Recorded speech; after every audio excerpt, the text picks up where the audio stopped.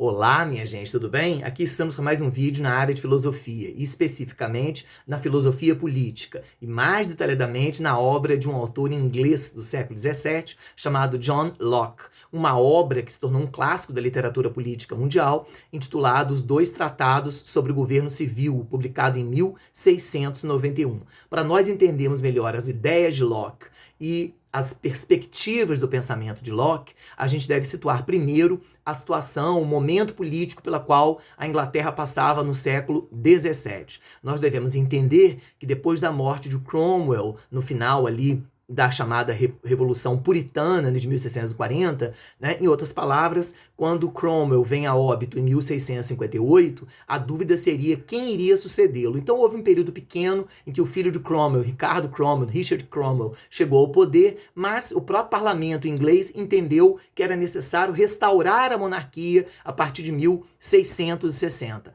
para dar a ideia, para devolver a ideia de estabilidade, de continuidade, de progresso que em dada medida o país perdeu durante a Revolução. Eu estou dizendo de outro modo que era necessário colocar uma tampa em cima desse processo revolucionário, trazer a monarquia de volta, restabelecer a ordem, restabelecer o controle do parlamento sobre a monarquia, em que pese o fato de o país ter experimentado uma república, não foi uma experiência para a burguesia inglesa, não foi uma experiência muito agradável, no sentido de que, de algum modo, perspectivas populares vieram à tona. Então era necessário trazer um modelo monárquico, ainda que seja uma perspectiva aparentemente conservadora, e isso parecia melhor para devolver a estabilidade, para devolver a unidade que o país praticamente perdeu ao longo da Revolução entre 1640, Revolução Puritana, entre 1640 e 1660. Dessa primeira a gente vai ter então, dessa forma, a gente vai ter o restabelecimento da monarquia na figura de Carlos II e depois a sucessão de Jaime II. Mas observemos o quadro. Mais uma vez, quem volta então ao poder com consentimento do parlamento foi a dinastia dos Stuarts, que nós já falamos em outro vídeo, quando nós falamos sobre Thomas Hobbes, que é uma dinastia originalmente escocesa. Eles não são ingleses de nascimento, eles não são ingleses de berço. E eles trazem toda essas preocupações que não são legitimamente inglesas para dentro do aparato de poder. Eles têm uma dificuldade muito grande de governar com o parlamento. Por outro lado, eles são escoceses de origem, são presbiterianos de origem. A Inglaterra é um país de maioria anglicana, onde o rei é o chefe da própria hierarquia anglicana. O outro ponto é que na Escócia não havia parlamento e na Inglaterra o parlamento é muito proativo e, de algum modo, eles têm uma experiência absoluta, uma experiência autoritária, uma experiência absolutista, em que pese o fato do país ter passado pela Revolução Puritana de 1640, com essa volta dos Stuarts, os Stuarts mais uma vez restabelecem uma ordem gradativamente cada vez mais autoritária, né? Uma relação muito delicada, muito tensa com o próprio parlamento. É nesse contexto de novos choques, novos atritos entre o parlamento inglês, entre a burguesia inglesa e as classes médias urbanas inglesas e o parlamento e a dinastia dos Stuarts, que acabou acontecendo o quê? Acabou acontecendo em 1688, uma nova revolução que entrou para a história com o nome de Revolução Gloriosa, The Glorious Revolution, a ideia de uma revolução. Por que esse nome, inclusive, Revolução Gloriosa? Foi uma revolução sem sangue. Na verdade, foi um golpe palaciano, um golpe branco, articulado pelo parlamento contra a dinastia dos Stuarts. E aí, no lugar do último rei Stuart, que foi Jaime II Stuart, entrou uma nova dinastia, na pessoa de Guilherme de Orange, Guilherme de Orange. Essa nova dinastia chegou ao poder com consentimento do parlamento, com autorização do parlamento inglês, né? E aí a gente vai começar a compreender que esse novo rei, essa nova dinastia, acabou assinando o novo rei. Para assumir o poder, teve que assumir um documento, teve que assinar um documento intitulado The Bill of Rights, uma declaração de direitos. São 16 grandes artigos e o mais badalado, o mais conhecido dos 16 desses artigos é o artigo último, que dizia o quê? A partir dessa data, o rei reina, mas não governa. Se o rei reina, mas não governa, instituiu-se no país o quê? Instituiu-se no país a monarquia, que é o que a Inglaterra é até hoje. Instituiu-se no país a monarquia do tipo parlamentarista. Beleza? Então, nesse sentido, a gente vai pensar, mas se assinou um documento, né, e a partir de então a Inglaterra foi e é para o planeta um exemplo, um paradigma, uma referência de monarquia parlamentarista, mas da onde, como é que o parlamento construiu esse documento? Diria eu que o grande mentor desse documento, que a grande persona, né, a grande eminência parda que está por trás desse documento é a figura de John Locke. Locke, originalmente, é médico de formação, né?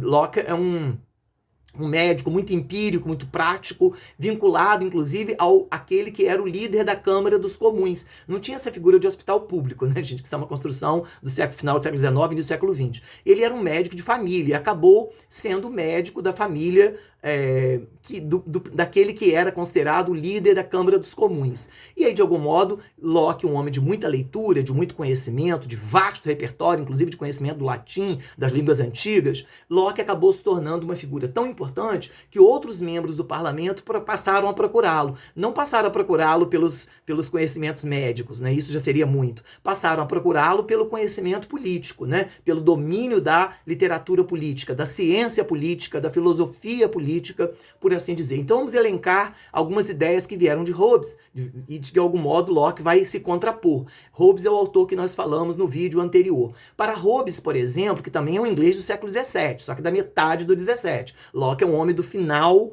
do século XVII. Para Hobbes, o homem no estado primitivo era ruim, era mau, havia uma guerra de todos contra todos, o homem era o lobo do próprio homem, havia uma maldade constante, né? Havia uma brutalidade, porque os homens não se entendiam, não havia limite, não havia ordem. E aí o Estado político fez instituir a ordem para garantir a vida e para garantir a segurança desses homens, né? Garantir esse direito natural, que é o próprio direito à vida. Locke começa a ir além. Não, no Estado primitivo os homens não têm essa conversa de dizer que era tudo ruim, não, era muito bom, porque não havia regra, não havia limite, era tão bom que os homens faziam o que eles quisessem. Mas sabedores os homens que eles podiam fazer o que eles quisessem, o que tendeu a acontecer é que os homens começaram, dentro desse processo de sobrevivência, os homens promoveram algum tipo de agressão. Então ele concorda no sentido de que o Estado político não é para acabar com aquilo que então havia de ruim, é para preservar o que havia de bom no Estado primitivo. O que havia de bom no Estado primitivo? Quando no começo do começo, the beginning of the beginning da humanidade, havia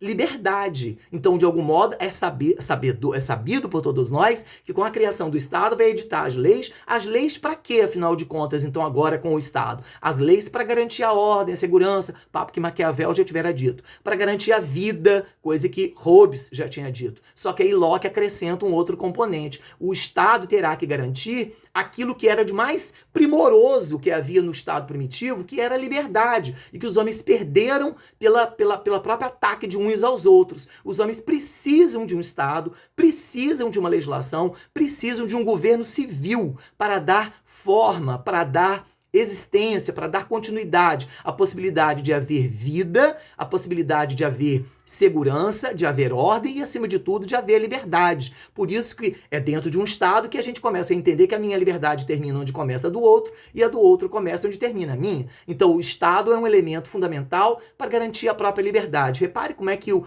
escopo, né, a quantidade de atribuições do Estado aumenta, né? Manter a ordem, segurança, a vida, o justnaturalismo, mas também manter a liberdade. Só que aí Locke entende também, isso é importante, de que quando esse Estado não cumpre essa função, não tem aquele papo de Hobbes de que não pode desfazer o contrato. O contrato é irrevogável, é irreversível. Para Locke, a ideia é quando o governo não conduz de maneira coerente, correta, a manutenção da vida, da segurança, da ordem, da liberdade, é dever dos cidadãos fazerem o quê? Dissolver esse Estado, remover esse Estado, por meio de algum tipo de intervenção. Essa intervenção, porque o contrato para Locke é um contrato dissolúvel, é um contrato revogável. Logo, é a ideia do impeachment, é a ideia do impedimento que ele está celebrando. Ora, dessa maneira, Locke está dizendo para a gente que o ideal de um Estado é que ele seja um Estado liberal, democrático, constituído na base do voto e que a função desse Estado, repito, é manter a ordem, segurança, a vida e a liberdade. Quando o Estado não executa, não realiza tudo isso a contento,